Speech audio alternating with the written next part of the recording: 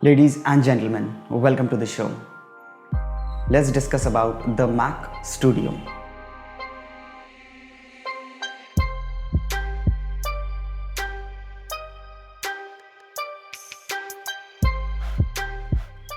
Mac Studio का जो enclosure है वो एक सिंगल एल्यूमिनियम एक्सट्रूजन से बना हुआ है and it's base is a square with the dimension of 7.7 inches और जो हाइट है 3.7 इंचेस है. And this Mac Studio basically comes in two variants. First with M1 Max chip and second with M1 Ultra chip. And for cooling, जो enclosure का bottom part है, air comes in and it flows through the internal components. और जो hot air बना that goes out through the back of the enclosure, जहाँ approximately 4,000 perforations हैं. So this is how the cooling is working in the Mac Studio.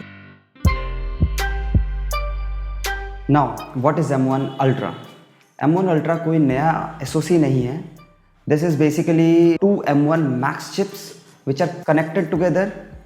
और ये जो connection है that Apple calls Ultra Fusion. Now, what is Ultra Fusion? Generally, दो SoCs के बीच में connection बैठाने के लिए companies उनको logic board पे लगाती थी and the connection has to be made through the logic board.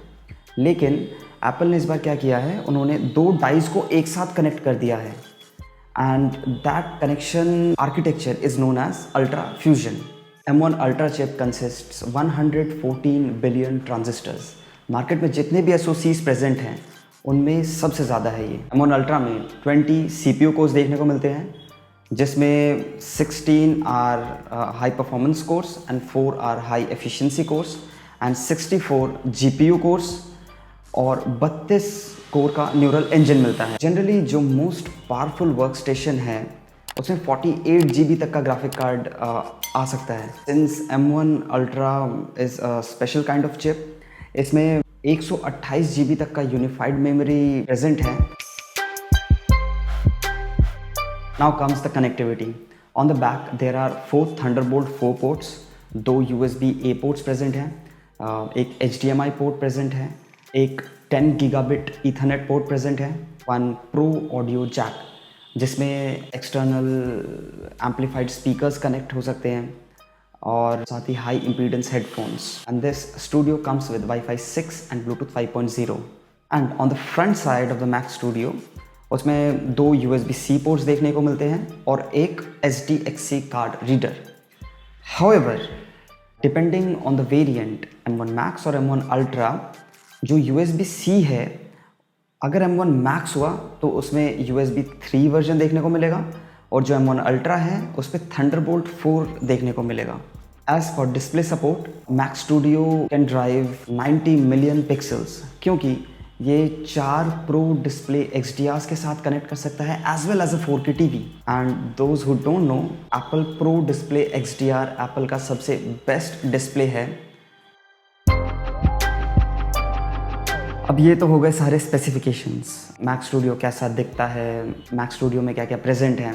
Now comes the set of benefits which you will receive if you have this Mac Studio. If you go by the chart which is very clear as Apple claims, Mac Studio has a good performance as for CPU and as well as GPU और साथ ही इसमें connectivity बहुत ही तगड़ी है और जो size है जिसमें आपको सारे के सारे परफॉर्मेंसेस मिल रहे हैं दैट इज़ वेरी कॉम्पैक्ट. और डेवलपर्स का भी कहना है जिनको ये टेस्टिंग के लिए मिला था, जो 3D एनवायरनमेंट्स हैं, while they render those, that is very good and it can play back up to 18 streams of ProRes video.